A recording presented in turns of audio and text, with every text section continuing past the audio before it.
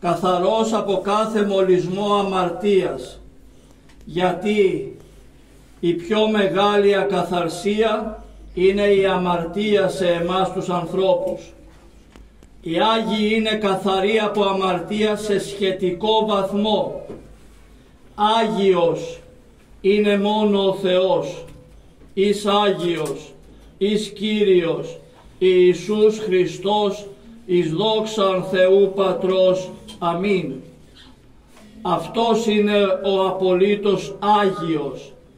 Άγιος σε σχετικό βαθμό έγιναν οι άνθρωποι από κάθε τάξη, κάθε επάγγελμα, άντρες και γυναίκες και μικρά παιδιά. Άγιοι δεν είναι μόνο καλόγεροι και κληρικοί, κάθε άνθρωπος μπορεί να γίνει Άγιος εάν το θελήσει. Αυτό είναι το θέλημα του Θεού, αγαπητοί μου αδελφοί, και αυτό βλέπουμε μέσα στους βίους των Αγίων.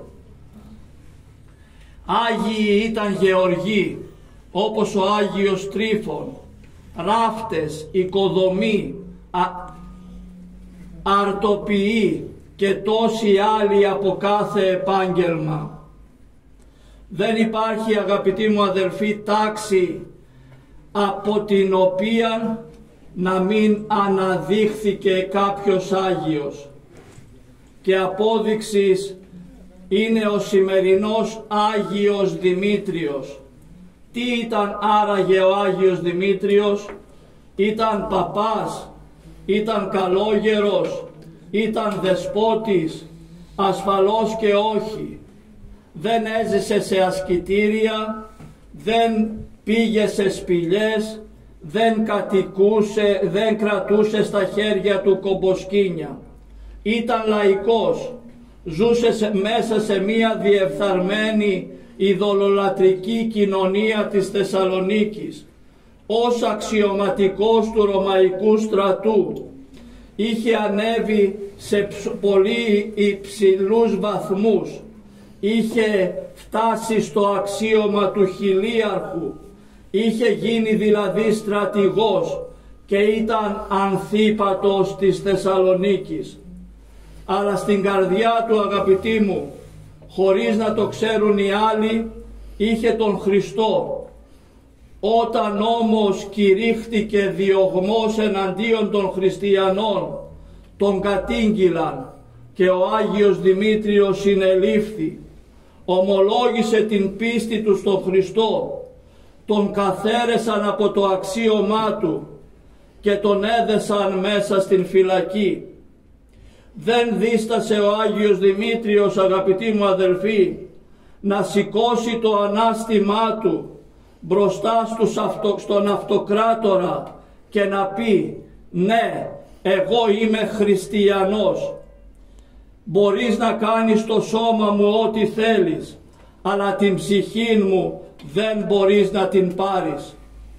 Τότε οργισμένος ο Μαξιμιανός, μετά από ένα μεγάλο θαύμα το οποίο έκανε ο Άγιος Δημήτριος, και ήταν το εξής: στο στάδιο της Θεσσαλονίκης γινόντουσαν μεγάλοι αγώνες. Υπήρχε ένας γιγαντόσωμος άντρας, ο λεγόμενος Λιέος, ο οποίος προκαλούσε τους χριστιανούς να παλέψουν μαζί του.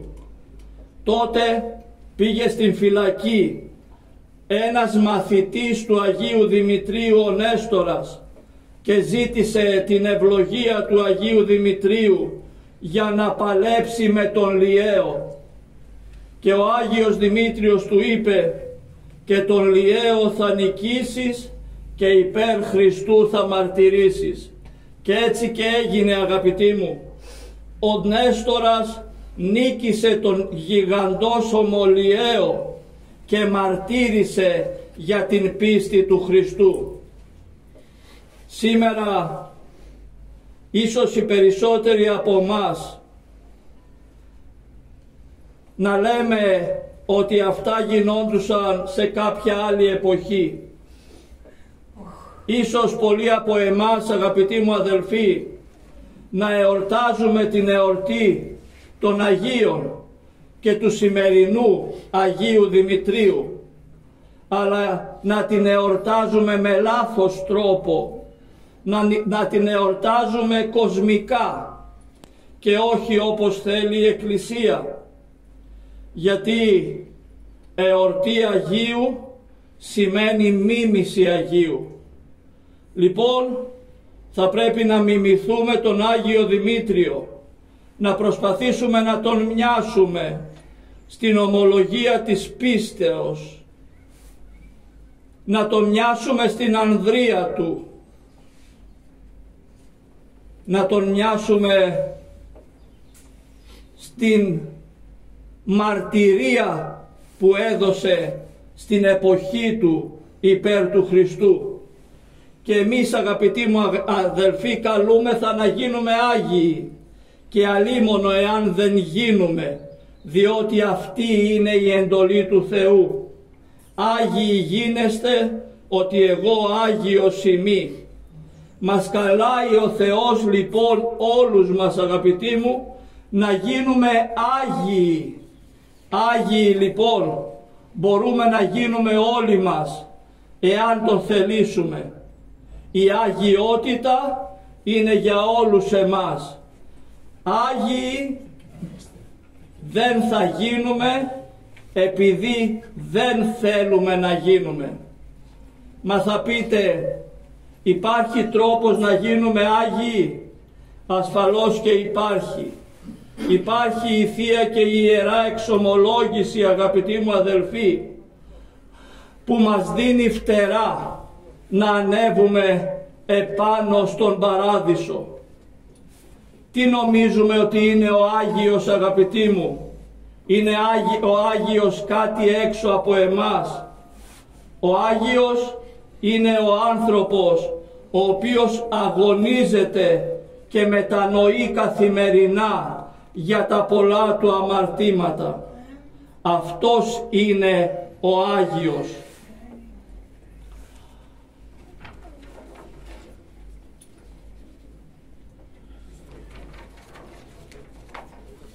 Ο μακαριστός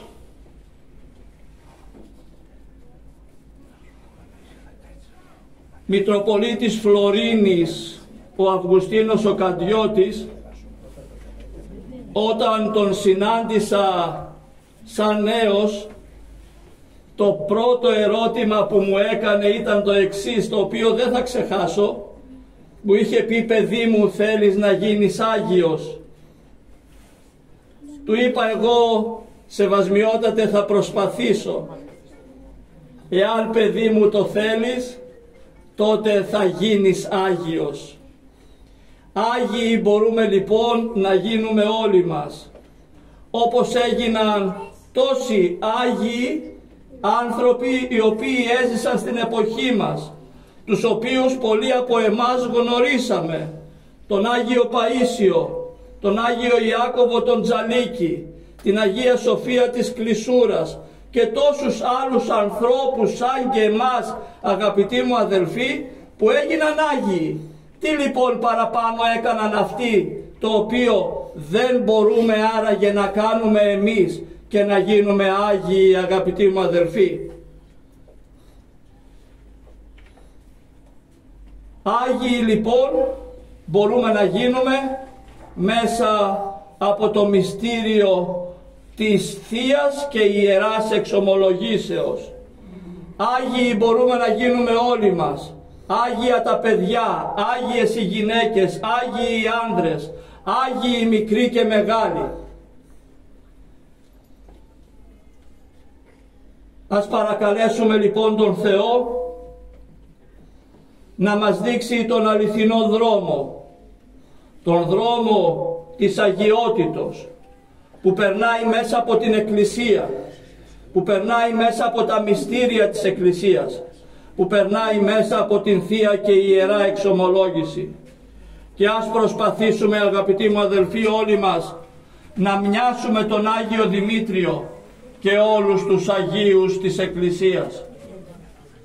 Έτσι θα εκπληρώσουμε την εντολή του Κυρίου μας Ιησού Χριστού, Άγιοι γίνεστε ότι Άγιος, ότι εγώ είμαι Άγιος. Να είστε καλά. Ο Άγιος Δημήτριος με τις πρεσβείες του να χαρίζει σε όλους μας κάθε ουράνιο και επίγειο αγαθό. Εις μνημόσυνον